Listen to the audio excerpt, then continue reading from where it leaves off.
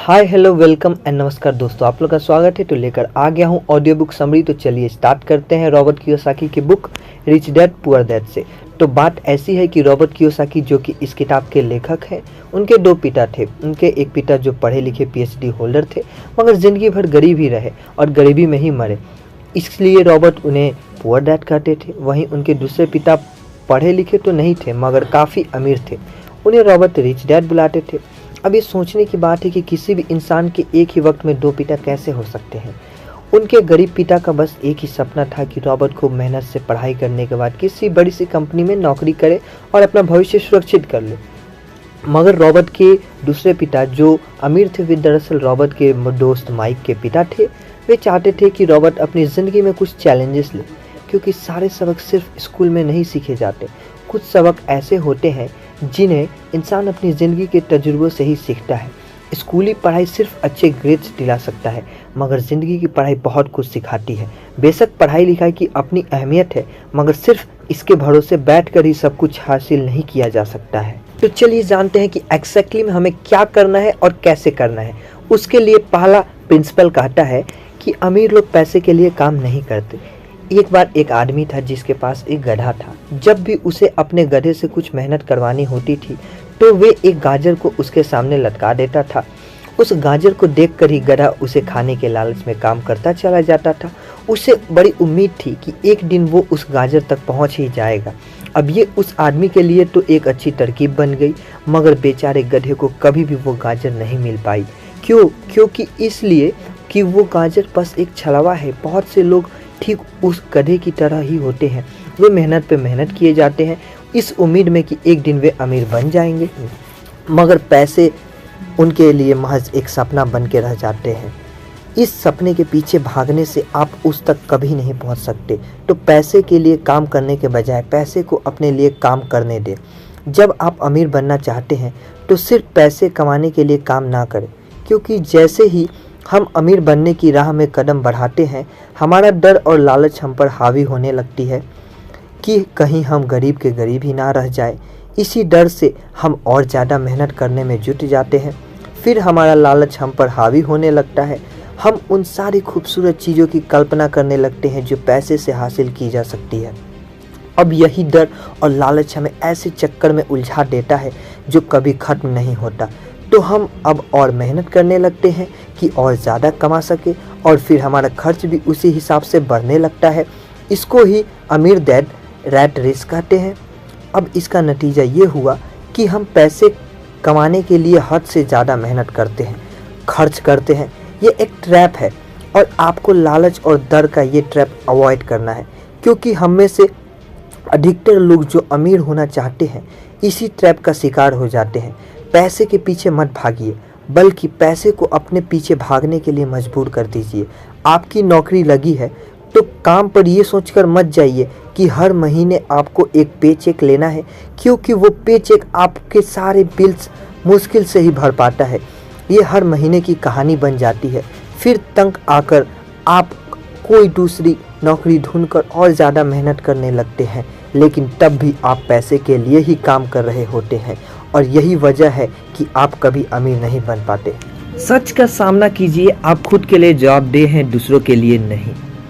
तो आपके जो भी सवाल हैं खुद से पूछिए, क्योंकि उनका जवाब सिर्फ आपके ही पास है। क्या आप सिर्फ इसलिए काम कर रहे हैं कि आपकी ज़िंदगी में सिक्योरिटी रहे, एक ऐसी नौकरी जहां से आपको निकाले जाने का कोई डर ना हो, या फिर आप सिर्फ दो पैसे कमाने के लिए काम करते हैं और आपको लगता है कि एक दिन आप इस तरह अमीर हो जाएंगे?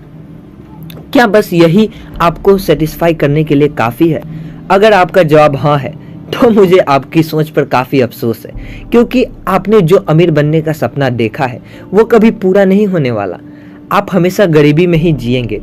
लेकिन अगर आपका जवाब ना है तो आपका पहला कदम ये होगा कि सबसे पहले आप अपने मन से डर हटा दीजिए, क्योंकि ज़्यादा पैसा ना कमा पाने का डर और लालच ही आपको बगैर सोचे समझे काम करने के लिए मजबूर करता है, और हमारा यही कदम हमें नाकामयाबी की तरफ धकेलता है।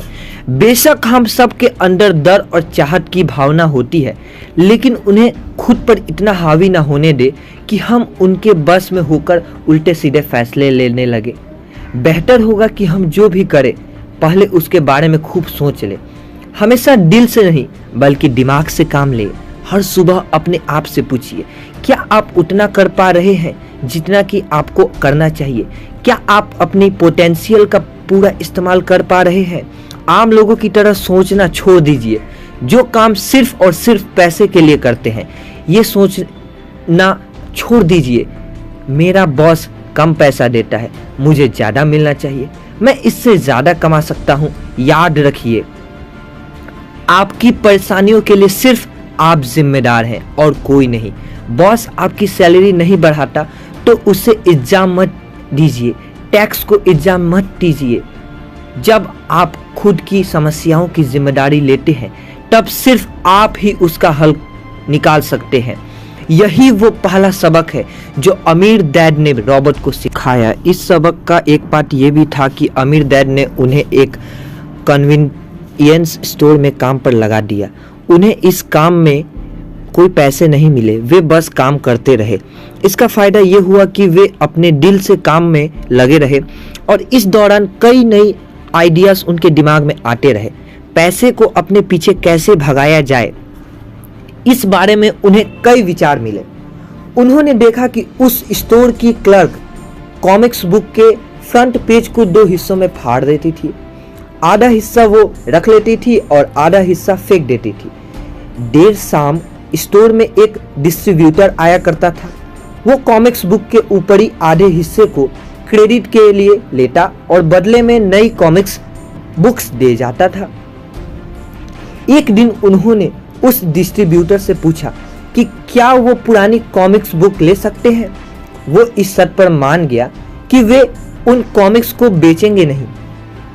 ये उनके दिमाग में बिजनेस का एक नया आइडिया था। उन्होंने वे पुरानी कॉमिक्स बुक्स अपने दोस्तों और बाकी बच्चों को पढ़ने के लिए किराए पर देनी शुरू कर दी। बदले में वे हर किताब का 10 सेंट किराया वसूल करते थे। हर किताब सिर्फ 2 घंटे के हिसाब से पढ़ने के लिए दी जाती थी। तो असल मायने में वो बेच नहीं रहे थे उन किताबों को। उन्हें उस गैराज पर काम भी नहीं करना पड़ा जहां वे कॉमिक्स किराए पर देते थे। उन्होंने माइक की बहन को काम पर रखा जिसके लिए उसे हर हफ्ते $1 दिया जाता। एक ही हफ्ते में उन्होंने $915 कमाए। इस तरह उन्होंने सीखा कि पैसे को खुद के लिए काम करने दो, ना कि आप पैसे के लिए काम करो। सबक 2, फाइनेंशियल लिटरेसी क्या सिखाई जाए। 1923 में एजवाटर बीच होटल शिकागो में एक मीटिंग हुई। दुनिया के बहुत से लीडर और बेहद अमीर बिजनेसमैन इस मीटिंग का हिस्सा बने।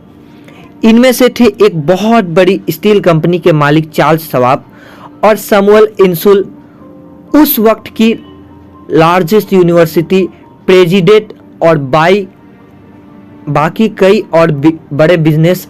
इस मार्केटिंग के 25 साल बाद उनमें से कई लोग गरीबी में मरे, कुछ ने खुदकुशी कर ली थी और कईयों ने तो अपना दिमाग संतुलन खो दिया था। असल बात तो ये है कि लोग पैसे कमाने में इतने मशगूल हो जाते हैं कि वो ये खास बात सीखना भूल जाते हैं कि पैसे को रखा कैसे जाए। आप चाहे जितना मर्जी पैसा कमा ले, उसे बनाए रखना असली बात है। और अगर ये हुनर आपने सीख लिया तो आप किसी भी आड़े टेढ़े हालात का सामना आसानी से कर लेंगे। लॉटरी में मिलियन जीतने वाले लोग कुछ सालों तो मजे से जीते हैं, मगर फिर वापस उसी पुरानी हालात में पहुंच जाते हैं। अधिकतर लोगों के ये सवाल होते हैं कि अमीर कैसे बने या अमीर बनने के लिए क्या करें। इन सवालों के जवाब से अधिकतर लोगों को निराशा ही होती है, मगर इसका सही जवाब होगा कि पहले आप फाइनेंशियली लिटरेट बनना सीखिए।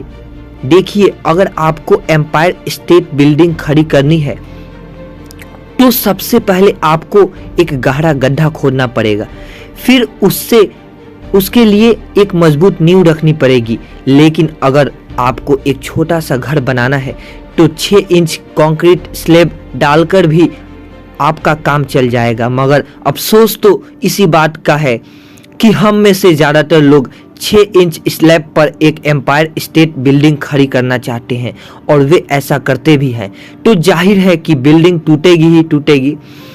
गरीब डैड रॉबर्ट से बस यही चाहते थे कि वे खूब पढ़ाई करें, लेकिन अमीर डैड उसे फाइनेंशियली लिटरेट बनाना चाहते थे। ज़्यादातर स्कूल सिस्टम बस घर बनाना सिखाते हैं, मजबूत फाउंडेशन नहीं। स्कूली शिक्षा और पढ़ाई की अपनी अहमियत है, मगर असल ज़िंदगी में ये ही सब कुछ नहीं है। लाइबिलिटी और एसेट्स के बीच फ़र्क समझे और एसेट्स खरीदे। सुनने में बड़ी आसान बात लगती है, लेकिन यही एक रूल है जो आपको अमीर बनाने में मदद करेगा। अक्सर गरीब और मिडिल क्लास लोग लाइबिलिटीज़ को एसेट्स समझ लेते हैं, मगर अमीर जानता है कि असल में एसेट्स होते क्या हैं और वो वही खरीदता है।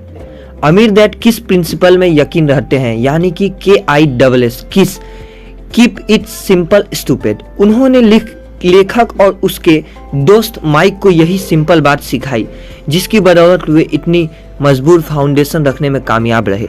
इस सीख की यही सिंपल बात है कि लाइबिलिटीज और एसेट्स के बीच फ़र्क समझे और एसेट्स खरीदे। लेकिन अगर ये इतना ही सिंपल है तो हर आदमी अमीर होता है ना? मगर यहाँ मामला उल्टा है।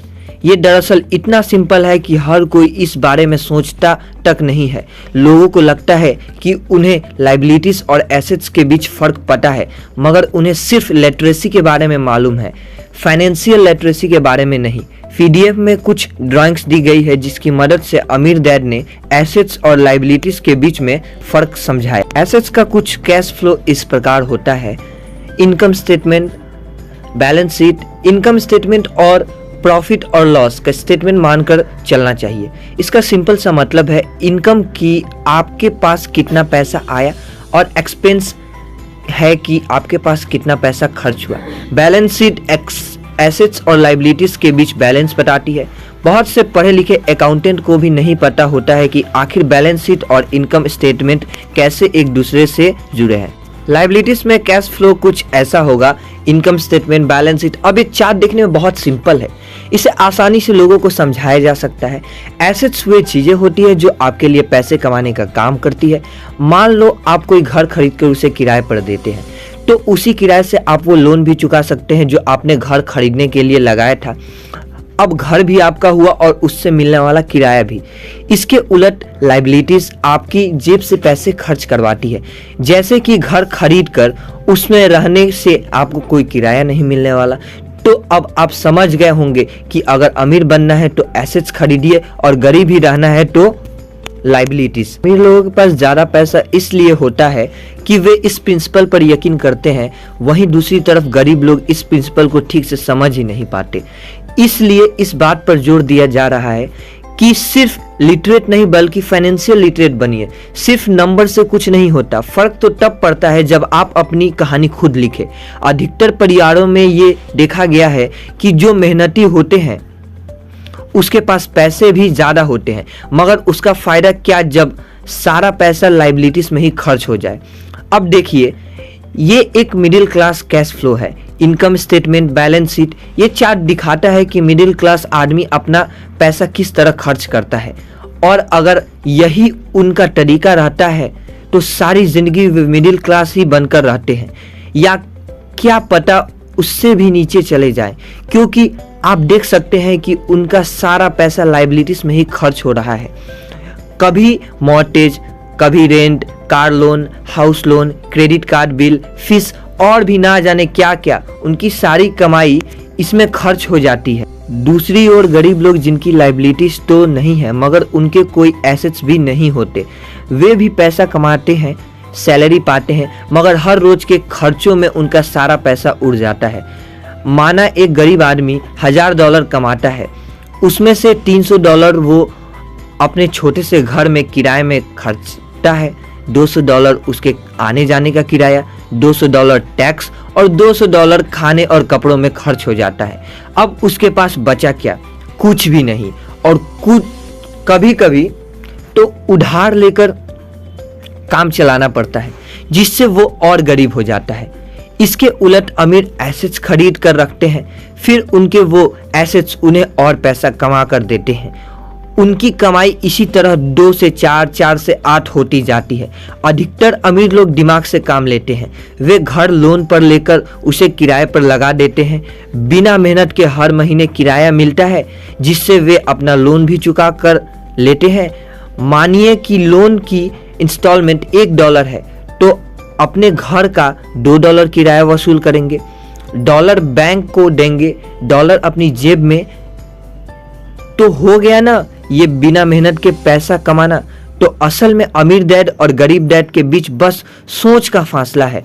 अपना पैसा कैसे खर्चे, सिर्फ यही मुद्दे की बात है और कुछ नहीं। 1960 यानी कि 1960 के दिनों में अगर बच्चों से पूछा जाता था कि वे बड़े होकर क्या बनेंगे, तो सबके पास यही जवाब होता था कि वे अच्छे ग्रेड्स लाएंगे और डॉक्टर बनेंगे। तब सबको यही लगता था कि अच्छे ग्रेड्स लेकर वे बहुत पैसा कमा सकेंगे। हालांकि उनमें से बहुत बच्चे आज बड़े होकर डॉक्टर बन चुके हैं। बावजूद इसके इनमें से काफ़ी लोग आज भी फाइनेंशियली स्ट्रगल करते नजर आएंगे, क्योंकि उन्हें हमेशा यही लगा कि ज़्यादा पैसा कमाने से उनकी सारी परेशानियां दूर हो जाएंगी। मगर आज के दौर में ऐसा नहीं है। आज बहुत से बच्चे फेमस एथलीट बनना चाहते हैं, या फिर CEO, या फिर कोई मूवी स्टार या रॉक स्टार, क्योंकि उन्हें पता है कि सिर्फ अच्छी पढ़ाई और अच्छे ग्रेड के भरोसे बैठकर वे करियर में सक्सेस नहीं पा सकते। आजकल फाइनेंशियल नाइटमेयर बहुत आम हो गया है। अक्सर एक शादीशुदा जोड़े ये सोचते हैं कि उनकी सैलरी अब डबल हो जाएगी, क्योंकि दोनों जने कमा रहे हैं। एक छोटे से घर में रहते हुए वे अब बड़े घर के सपने देखते हैं, इसलिए वे पैसा बचाना शुरू कर देते हैं, जिसकी वजह से उनका सारा ध्यान सिर्फ अपना कैरियर बनाने पर होता है।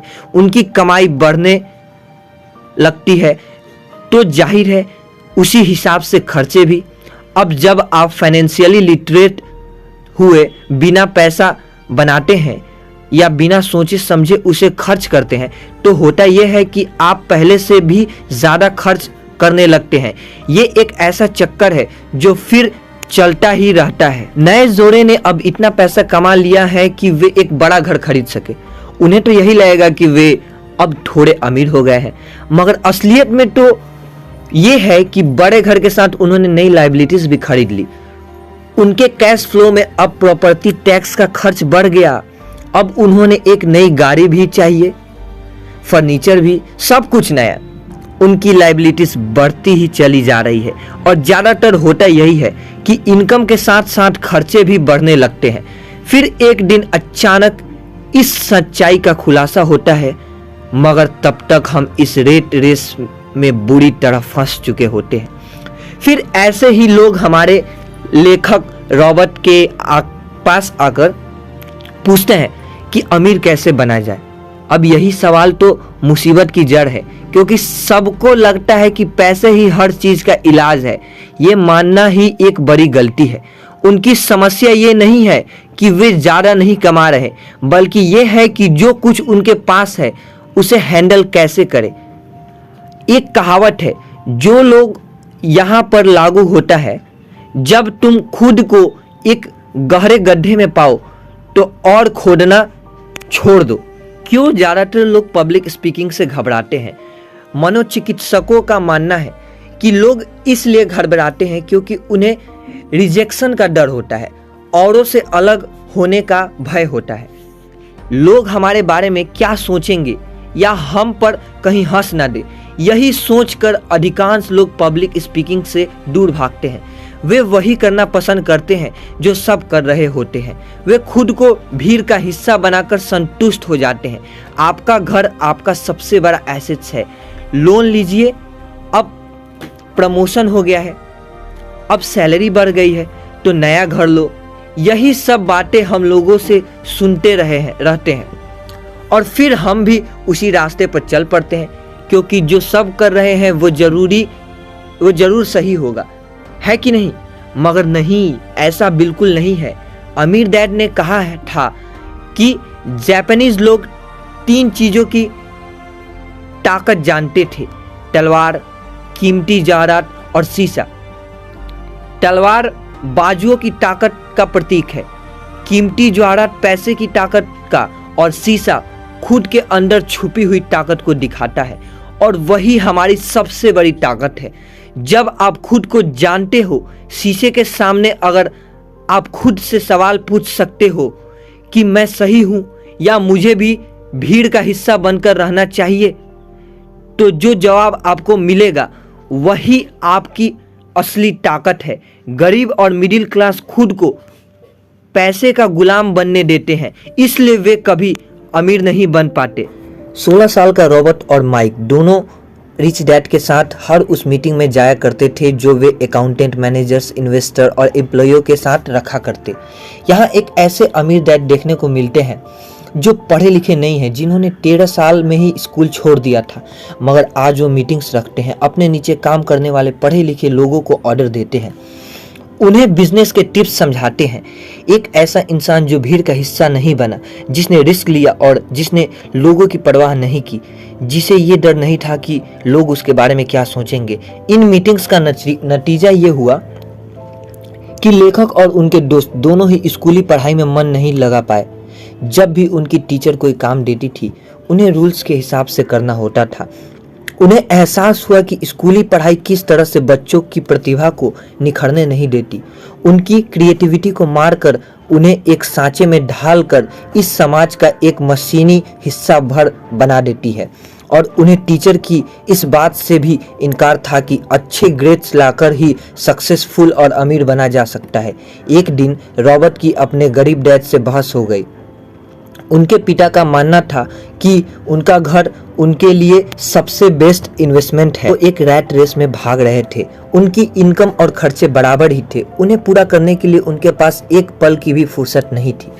यही बात रॉबर्ट उन्हें समझाना चाह रहे थे कि उनके पिता के लिए वो घर एसेट्स नहीं लायबिलिटी है। घर पर उनके पैसे खर्च हो रहे थे, बदले में मिल कुछ नहीं रहा था। ये बात उनके गरीब डैड समझ नहीं पा रहे थे, और यही फर्क था गरीब और अमीर डैड के बीच। खैर, उनकी बहसें चलती रही। उन्होंने अपने गरीब पिता को बताया कि अधिकतर लोगों की जिंदगी लोन चुकाने में ही निकल जाती है। जिस घर को वे खरीदते हैं उसके लिए वे 30 साल तक लोन भरते हैं, फिर एक और बड़ा घर लेते हैं और पाना लोन रिन्यू करवाते हैं। अब घर की कीमत भी उसी हिसाब से बढ़ेगी या नहीं, ये निर्भर करता है। लोग ऐसे भी हैं जिन्होंने घर खरीदने के लिए एक बड़ी रकम ली थी, जितनी घर की कीमत नहीं थी उससे ज़्यादा कर्ज उनके सिर पर चढ़ गया। इसका सबसे बड़ा नुकसान लोगों को ये होता है कि वे बाकी जगह इन्वेस्टमेंट नहीं कर पाते, क्योंकि उनका सारा पैसा उस घर पर लगा है। उन्होंने कभी इन्वेस्टमेंट करने का मौका ही नहीं मिल पाता, और ना ही वे इस बारे में कुछ सीख पाते हैं, और इस तरह कई एसेट्स उनके हाथ से निकल जाते हैं। अगर इसके बाद लोग सिर्फ एसेट्स पर ध्यान दें तो उनका फ्यूचर कभी ज़्यादा बेहतर हो सकता है। अब उदाहरण के लिए रॉबर्ट की पत्नी के पेरेंट्स एक बड़े से घर में शिफ्ट हो गए। उनका सोचना था कि अपने लिए बड़ा और नया घर लेना एक सही फैसला है, क्योंकि बाकियों की तरह उन्हें भी घर लेना एक एसेट्स लगता था। मगर वे ये जानकर हैरान रह गए कि उस घर का प्रॉपर्टी टैक्स $1000 था।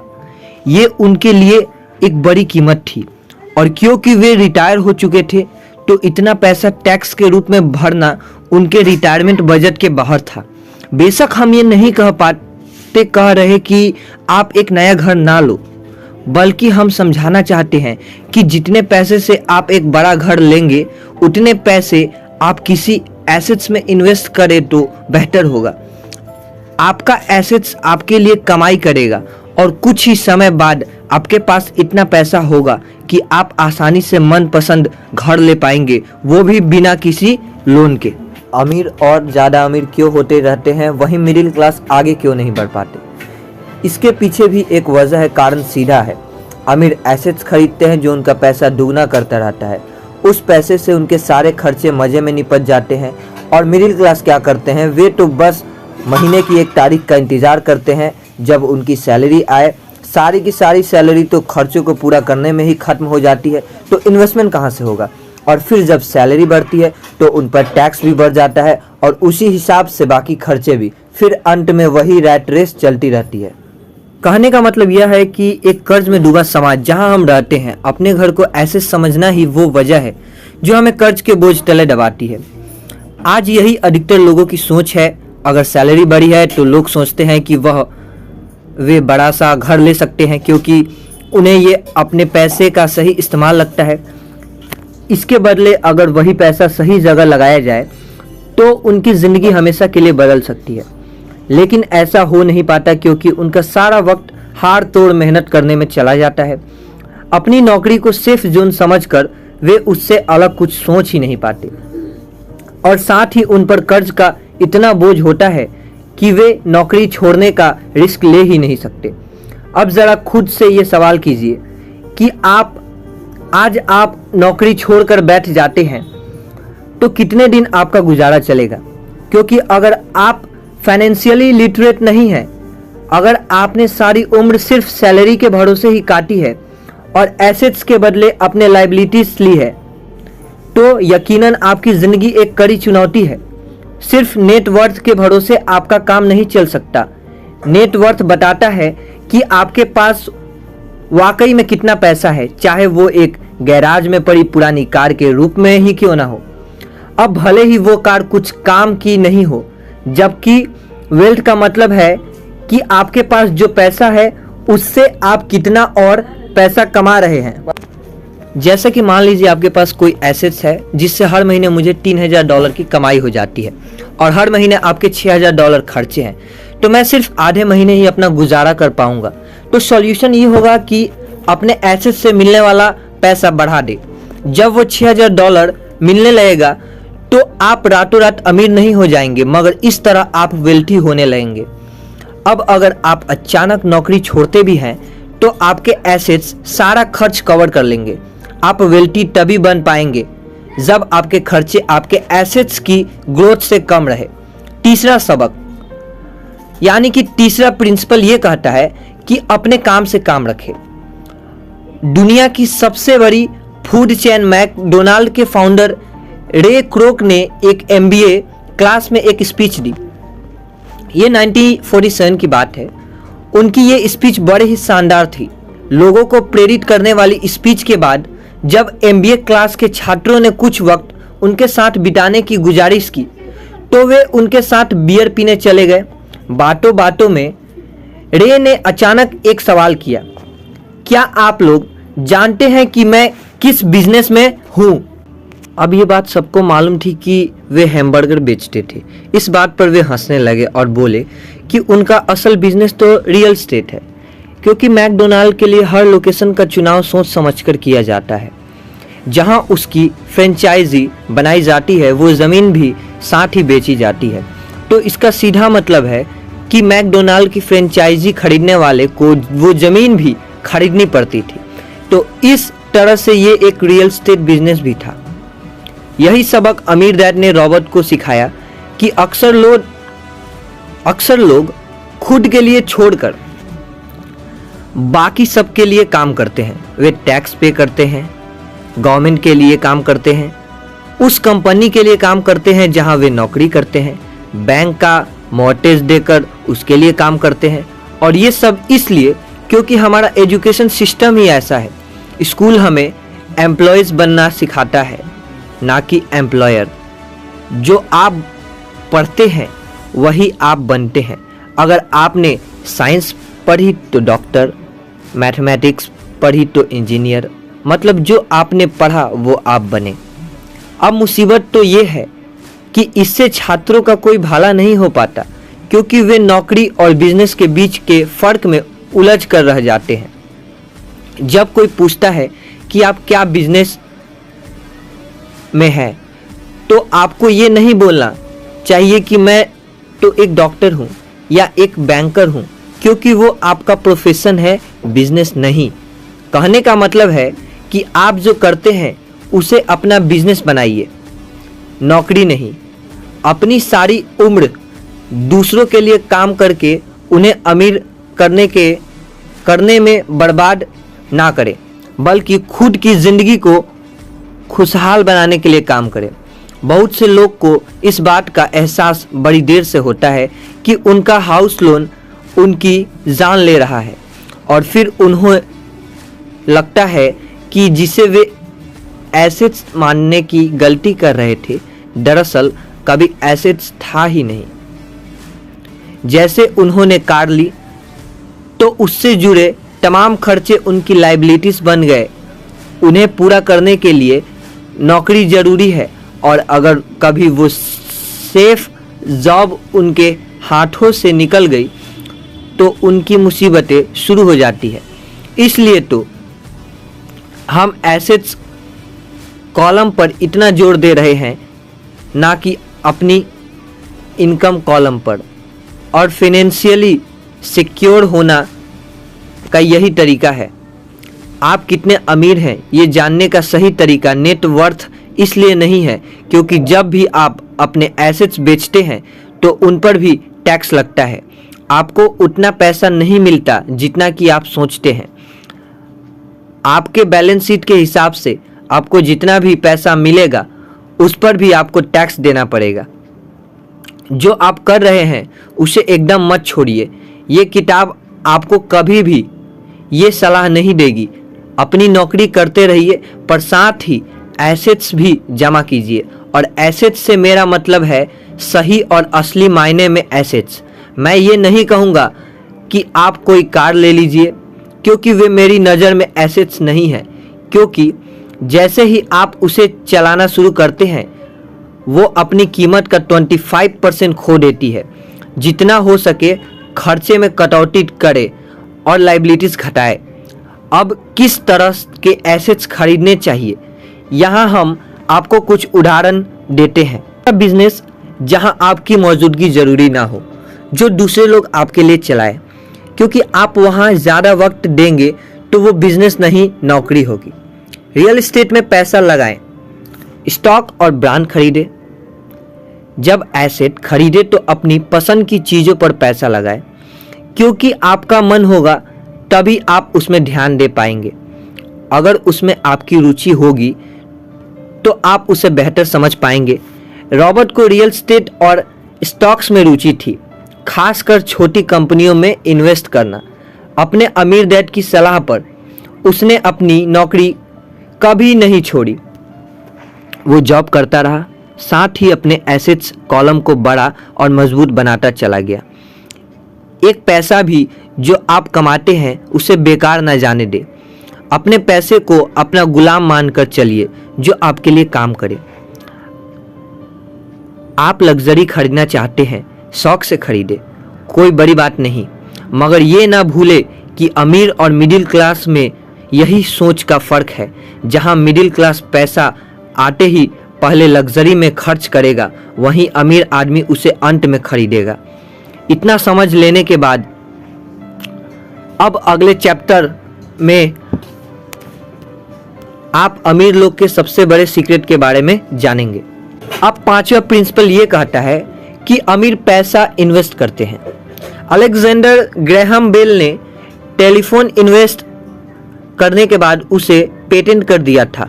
इनका बिजनेस बड़ा और संभालने में मुश्किल होने लगी तो वे वेस्टर्न यूनियन गए और उन्हें अपना पेटेंट और छोटी सी कंपनी $1 लाख में बेचने की पेशकश की। उस वक्त के वेस्टर्न यूनियन के प्रेसिडेंट ने पेशकश ठुकरा दी। उन्हें ये दाम कुछ ज़्यादा लग रहे थे और फिर उसके बाद एक बड़ी कंपनी AT&T का जन्म हुआ। रॉबर्ट 1984 यानी कि 1984 से प्रोफेशनल तौर पर पढ़ा रहे थे। एक चीज़ जो हजारों लोगों को पढ़ाने के बाद उन्होंने जानी वो ये कि उन सब लोगों में पोटेंशियल था, बल्कि हर एक इंसान में पोटेंशियल है जो हमें महान बना सकती है। इसके बावजूद जो हमें रोकता है वो है खुद पर डाउन रखना, यानी कि खुद पर डाउट रखना। स्कूल छोड़ने के बाद हमें पता चलता है कि ज़िंदगी में आगे बढ़ने के लिए सिर्फ ग्रेड्स ही काफ़ी नहीं होते। जैसे सिर्फ स्मार्ट लोग ही आगे नहीं बढ़ते, बल्कि वे बढ़ते हैं जो बोल्ड भी होते हैं। ये सच है कि फाइनेंशियल जीनियस होने के लिए इसकी नॉलेज भी होनी चाहिए, मगर साथ ही हिम्मत और बोलनेस भी चाहिए। ज़्यादातर लोग पैसे के मामले में कोई रिस्क नहीं लेना चाहते। मगर अमीर होने के लिए आपको रिस्क लेने ही पड़ेंगे, क्योंकि हो सकता है आने वाले सालों में एक नया बिल गेट्स पैदा हो या अगला अलेक्जेंडर ग्राहम बेल और बाकी शायद दिवालिया बनकर गरीब ही रहे। अब ये आपकी मर्जी है इनमें से क्या बनना है आपको। अगर आप अपना फाइनेंशियल IQ बढ़ाते हैं तो बहुत कुछ हासिल कर सकते हैं, और अगर नहीं तो आने वाले साल और भी डरावने हो सकते हैं, क्योंकि हर पुराना जाता है तो नया आता है। तो जो आज है वही सबसे खुशहाल वक्त है। आज के दौर में लोग ज़्यादातर फाइनेंशियली स्ट्रगल कर रहे हैं क्योंकि उनकी सोच अभी भी पुरानी है। फिर वे अपनी गलती ना मानकर या तो अपने बॉस को इल्ज़ाम देंगे या नई टेक्नोलॉजी को।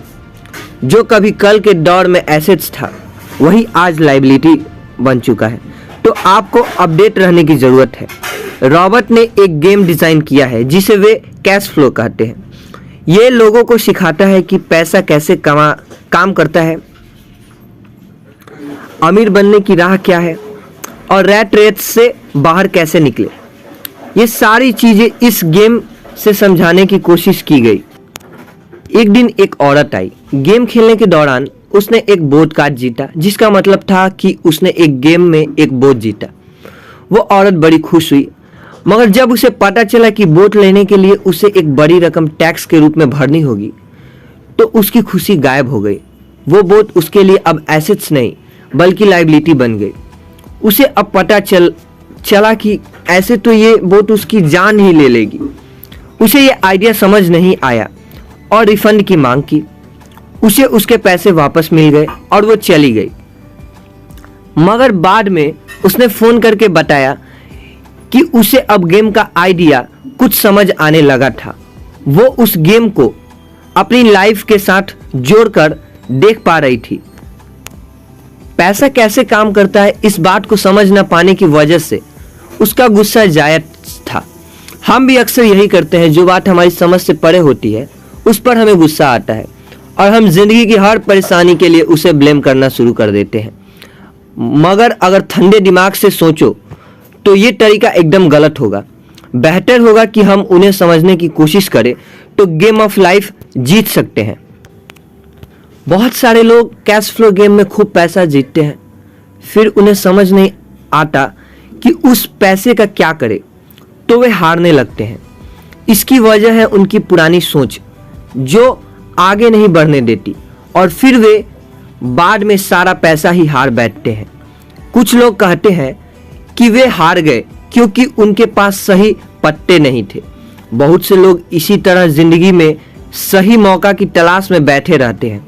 कुछ लोगों को तो सही मौका मिलता भी है तो उसका फायदा नहीं उठा पाते, क्योंकि वे कहेंगे कि उनके पास पैसा ही नहीं था। अब कुछ ऐसे भी होते हैं जिन्हें पैसा और मौका दोनों मिले फिर भी वे कुछ हासिल नहीं कर पाए, क्योंकि दरअसल वे समझ ही नहीं पाए कि ये एक अपॉर्चुनिटी है। फाइनेंशियली इंटेलिजेंट का मतलब है कि आप पैसे को लेकर कितने क्रिएटिव हो सकते हैं। अगर आपको मौका मिलता है तो बगैर पैसे के आप क्या करेंगे, और अगर पैसा है मगर मौका नहीं तो उस सूरत में आप क्या करेंगे। ये सब आपकी फाइनेंशियली इंटेलिजेंस पर निर्भर करता है। ज्यादातर लोग इस बात का एक ही सॉल्यूशन जानते हैं कि खूब मेहनत करके खूब पैसा कमाया जाए, लेकिन आपको सीखना है कि अपने लिए मौका कैसे पैदा किया जाए, ना कि उसके इंतजार में बैठे रहें। सबसे खास बात अमीरों की जो है वे ये है कि उन्हें पता है पैसा असल चीज नहीं है। असल चीज है इसका सही मतलब जानना। ये जान लेना ही जो हमें चाहिए वो हम इससे बना सकते हैं। हमारा दिमाग हमारे लिए सबसे बड़ा एसेट्स होता है। यही हमें सुपर रिच बना सकता है या सुपर पुअर, निर्भर करता है कि हम कैसे इसका इस्तेमाल करें। जो लोग सफल हैं उनके साथ कदम मिलाकर चलना है, तो आपको ये सीखना पड़ेगा कि पैसा बढ़ाने करने की चाहत खुद में कैसे पैदा करें। पैसा बढ़ाने के लिए खुद में चाहत कैसे पैदा करें। आपको अपने सबसे बड़े एसेट्स यानी आपके दिमाग को इन्वेस्ट करके पता करना होगा। आपको फाइनेंशियली इंटेलिजेंट होना पड़ेगा। आइए इसका एक उदाहरण समझें। 1990 में यानी कि 1990 के दशक में एरिज़ोना और फोनिक्स के आर्थिक हालात बुरे चल रहे थे। वहां के लोगों को हर महीने $100 बचाने की सलाह दी जा रही थी। बुरे वक्त के लिए पैसा बचाने का विचार कुछ हद तक सही भी है, मगर उस पैसे का क्या फायदा जो आप जमा करते जाते हैं। इससे तो अच्छा है उसका कुछ हिस्सा इन्वेस्ट किया जाए तो आगे चलकर आपको फायदा दे। खैर, बात करते हैं एरिज़ोना और फोनिक्स के लोगों की जो आर्थिक तंगी झेल रहे थे। ऐसे में इन्वेस्टर को ये एक बढ़िया मौका लगा। लोग जो अपनी प्रॉपर्टी अपने पौने दामों में बेच रहे थे, वो कई इन्वेस्टर ने हाथों हाथ खरीद ली। रॉबर्ट ने भी $75,000 की कीमत वाला एक घर सिर्फ $20,000 में खरीद ली। इसके बाद उन्होंने अटॉर्नी के ऑफिस में एक ऐड दिया $75,000 वाला घर सिर्फ $60,000 में लेने के लिए। ग्राहकों की भीड़ लगी, ग्राहक टूट पड़े। रॉबर्ट का फोन बजना बंद ही नहीं हो रहा था। ये पैसा उनके उस एसेट से मिलने जा रहा था जो उन्होंने प्रोमिसनरी नोट के रूप में ग्राहक से लिया था और उन्हें यह पैसा कमाने के लिए 5 घंटे लगे। उन्होंने जो $40,000 इन्वेस्ट किए वो उनके कॉलम ऑफ एसेट्स में क्रिएट हुए थे और बगैर टैक्स के उन्होंने अचानक ही मिले एक मौके का फायदा उठाकर ये पैसे क्रिएट अपने इनकम कॉलम में ऐड कर लिए। कुछ सालों बाद ही उनके इस बिजनेस ने इतना पैसा क्रिएट किया कि उनकी कंपनी की कार, गैस, इंश्योरेंस, क्लाइंट्स के साथ डिनर, ट्रिप और बाकी चीज़ों सब कवर हो गई। जब तक गवर्नमेंट उन खर्चों पर टैक्स लगाती, इनमें से ज़्यादातर चीज़ें प्री टैक्स एक्सपेंसेस में खर्च हो चुकी थी। कुछ सालों बाद ही जो घर $60,000 में बिका था, अब वो $1,10,000 का था।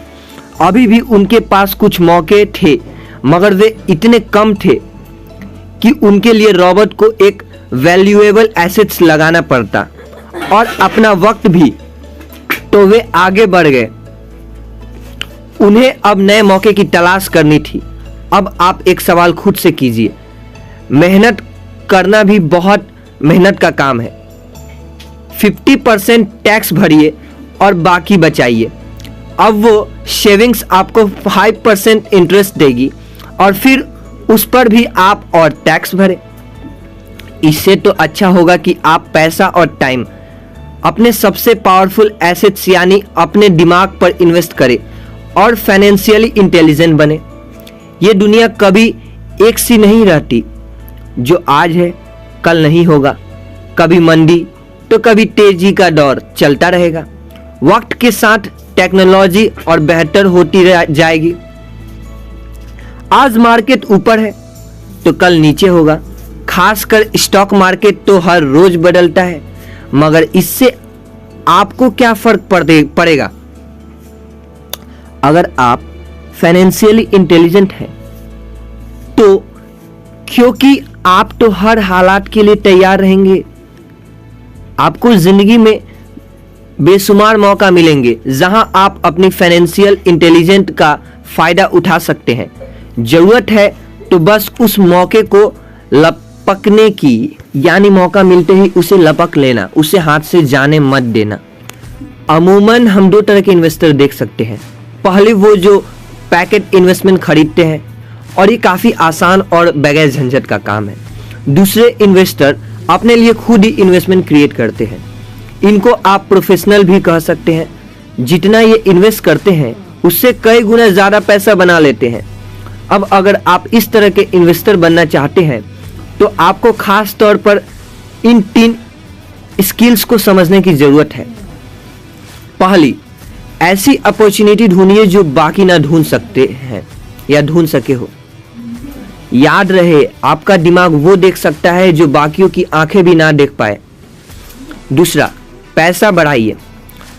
जब पैसे की जरूरत पड़े, मिडिल क्लास केवल बैंक जाता है, मगर दूसरे टाइप के इन्वेस्टर पैसा बढ़ाकर कैपिटल रेज करते हैं।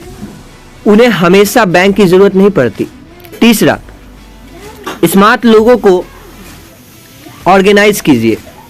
इंटेलिजेंट लोग वे होते हैं जो अपने से ज़्यादा स्मार्ट लोगों के साथ मिलकर काम करते हैं। इसलिए इन्वेस्ट करने से पहले अपने इन्वेस्टमेंट एडवाइज़र को चुनें। मुझे मालूम है कि ये सब आपके लिए कुछ ज़्यादा है, मगर इसके रिवार्ड शानदार हैं। जिंदगी में रिस्क बहुत है, लेकिन उन्हें हैंडल करना सीख कर ही आप अमीर बन पाइएगा। अब 6th प्रिंसिपल ये कहता है कि सीखने के लिए काम करें, पैसे के लिए नहीं। एक बार एक जर्नलिस्ट ने रॉबर्ट का इंटरव्यू लिया था। रॉबर्ट उसके आर्टिकल पहले भी पढ़ चुके थे और उस जर्नलिस्ट के लिखने के स्टाइल से बेहद प्रभावित थे। इंटरव्यू जब पूरा हुआ तो उस जर्नलिस्ट ने रॉबर्ट को बताया कि वो एक मशहूर लेखिका बनकर उनकी ही तरह एक दिन फेमस होना चाहती है। रॉबर्ट ने उससे पूछा, तो ऐसा क्या है जो उसे मशहूर होने से रोक रहा है? इस सवाल के जवाब में उस जर्नलिस्ट ने कहा, उनकी जॉब आगे नहीं बढ़ पा रही। इस पर रॉबर्ट ने सुझाव दिया कि उस जर्नलिस्ट को कोई सेल्स क्लास ज्वाइन कर लेनी चाहिए। जर्नलिस्ट ने बताया कि उनकी एक दोस्त उन्हें पहले ही ये ऑफर दे चुकी है, मगर उन्हें ये छोटा काम लगता है। वे ये भूल गई थी कि रॉबर्ट खुद कभी सेल्स स्कूल जा चुके हैं। इस बात पर पॉइंट ये है कि अगर आपके पास कोई टैलेंट है जिसके दम पर आप कुछ पैसा कमाना चाहते हैं, तो आपका टैलेंट काफ़ी नहीं होगा, क्योंकि उस टैलेंट को कैसे भुनाया जाए, जब तक आप ये बात नहीं जानते, आपका टैलेंट यूं ही बेकार है। जब तक आप उसे लोगों के सामने पेश करने का हुनर नहीं सीख जाते, आप कुछ नहीं कमा सकते। तो बेचने की कला सीखने में कोई शर्म की बात नहीं है। किसी भी सेल्समैन को इसके लिए शर्मिंदा नहीं होना चाहिए। एक जो सबसे बड़ा फर्क अमीर डैड और गरीब डैड के बीच था, वो ये कि गरीब डैड हमेशा नौकरी की चिंता करते थे कि जॉब हमेशा सिक्योर रहे, क्योंकि एक सिर्फ जॉब ही उनके लिए सब कुछ थी। जबकि अमीर डैड हमेशा सिर्फ और सिर्फ कुछ सीखने पर जोर देते थे। अमीर बनने के लिए आपको बहुत कुछ सीखना पड़ेगा। इसके अलग पहलू को देखें तो स्कूल हमें रिवॉर्ड करते हैं किसी एक ही खास चीज में महारत के लिए। इसका एक उदाहरण देखिए, जब डॉक्टर मास्टर की डिग्री लेते हैं, उसके बाद किसी एक स्पेशल फील्ड में डॉक्टरेट करते हैं, जैसे कि पीडियाट्रिक या कुछ और, मतलब एक छोटे से विषय पर उन्हें बहुत पढ़ना पड़ता है उस फील्ड में महारत के लिए, और यही उनका रिवॉर्ड होता है। ऐसे ही बहुत कुछ जानने के लिए जो थोड़ा बहुत कुछ आप सीखते हैं, वो नॉलेज तभी आएगी जब आप अलग अलग कंपनियों के लिए काम करेंगे, दुनिया की अलग अलग चीज़ों को जानेंगे, चीज़ें कैसे काम करती है, ये सभी बातें अनुभव करेंगे, तभी आपकी नॉलेज बढ़ेगी। शायद यही वजह थी कि अमीर डैड छोटे रॉबर्ट और माइक को अपने साथ लेकर जाते थे जब वे अपने डॉक्टर, अकाउंटेंट्स, लॉयर या किसी प्रोफेशनल से मिलने जाते। जब रॉबर्ट ने मैरीन कॉर्प्स ज्वाइन करने के लिए अपनी हाई प्रोफाइल पेइंग जॉब छोड़ी, तो उसके गरीब मगर पढ़े लिखे पिता समझ नहीं पा रहे थे कि आखिर रॉबर्ट ने ऐसी शानदार नौकरी क्यों छोड़ी। वे एक तरह से इस फैसले से सख्त निराश हुए। रॉबर्ट ने उन्हें समझाने की हर मुमकिन कोशिश की कि उनका ऐसा करना क्यों जरूरी था, मगर उन्हें ये बात हजम नहीं हो रही थी। रॉबर्ट ने उन्हें कहा कि वे सीखना चाहते हैं कि खुले आसमान में कैसे उड़े। उन्हें जानना था कि वर्कर्स की टीम को कैसे हैंडल किया जाए। किसी भी कंपनी को अपने बलबूते पर चलाना कितना मुश्किल काम है, रॉबर्ट ये सब सीखना चाहते थे। वियतनाम से लौटने के बाद रॉबर्ट ने अपनी जॉब से रिजाइन कर दिया और जीरोक्स कॉर्प्स को ज्वाइन कर लिया। उन्हें ये नौकरी किसी फायदे के लिए नहीं चाहिए थी। वो इतने शर्मीले थे कि किसी को कुछ नहीं बेचने के ख्याल से ही उन्हें पसीना आ जाता, यानी किसी को भी कुछ भी बेचने के ख्याल से ही उन्हें पसीना आ जाता था। वो इतने शर्मीले थे। अपनी इसी कमी को दूर करने के लिए उन्होंने जीरोक्स के सेल्स ट्रेनिंग प्रोग्राम की शिक्षा ली। इसके बाद रॉबर्ट ने खुद अपनी कंपनी की शुरुआत की और अपना पहला शिपमेंट भेजा। वे अगर इसमें नाकामयाब रहते तो पक्का दिवालिया हो जाते, लेकिन उन्होंने ये रिस्क लिया और अपने अमीर डैड की सीख को याद रखा कि बेशक आप 30 की उम्र से पहले दिवालिया होने का रिस्क ले सकते हो, क्योंकि इस उम्र में आपको रिकवर होने का मौका भी मिल जाता है। ज़्यादातर एम्प्लॉय और वर्कर्स को इतना तो पे करते हैं कि वे काम छोड़कर ना जाए, और ज़्यादातर वर्कर्स भी जी फाड़ कर इसलिए मेहनत करते हैं कि वे काम से निकाले ना जाए। इसलिए तो उन्हें सिर्फ अपनी सैलरी और कंपनी से मिलने वाले फायदों से ही मतलब होता है। इस सोच के साथ उनके कुछ साल तो बढ़िया गुजरते हैं, मगर ये लंबे समय तक काम नहीं करता। तो क्यों ना आप वो सब कुछ